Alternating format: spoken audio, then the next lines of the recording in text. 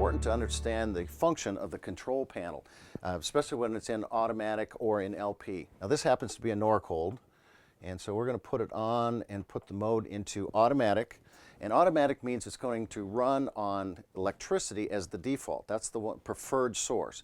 So when we're plugged into a campground source or we're running off of batteries for the inverter, it's going to give me the 120 volt. And this will be flashing here. We show that we got, it says AU and AC.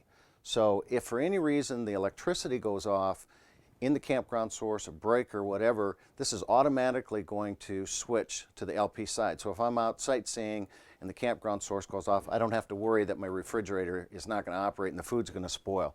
So now we're going to unplug this from the outside, and I'm going to listen for the spark. Got the spark, the igniter's going. Now this refrigerator, we're going to put it on. It is on the automatic side we see again, and it's flashing LP. So now the next thing I want to do is I'm going to run this on the LP mode specific. And I do this even though it will switch over to LP if I don't have electricity. If I'm running off of batteries, or I'm dry camping and I've got a battery bank and inverters, this refrigerator pulling off those batteries is going to drain them down pretty fast. So dry camping, I typically want to be in just the LP mode and save my batteries for the rest of it. But what happens if my LP system then fails? What if I run out of LP inside? So we're going to shut that system off here. The line to the LP, I hear the refrigerator went off.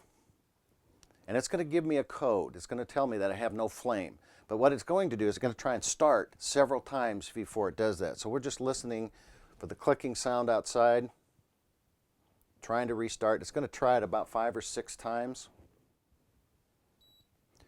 There it comes on with no flame. So it took a good 25 seconds for that to finally go through the entire cycle and tells me I have no flame. So we're going to shut it off here. One last, there we go.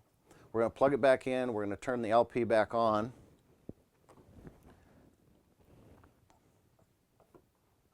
And we're going to put it on the automatic AC side. This one and the newer fridges have a sensor that tells you the door has been left open. So if you didn't get it closed completely, we're just going to open this up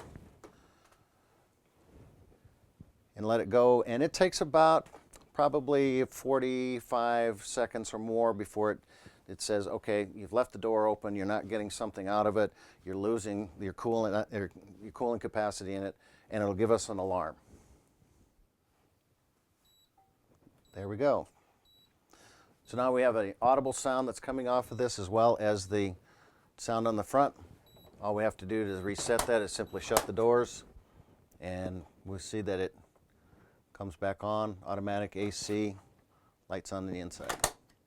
So understanding the codes and the operation of this is essential when using an RV refrigerator.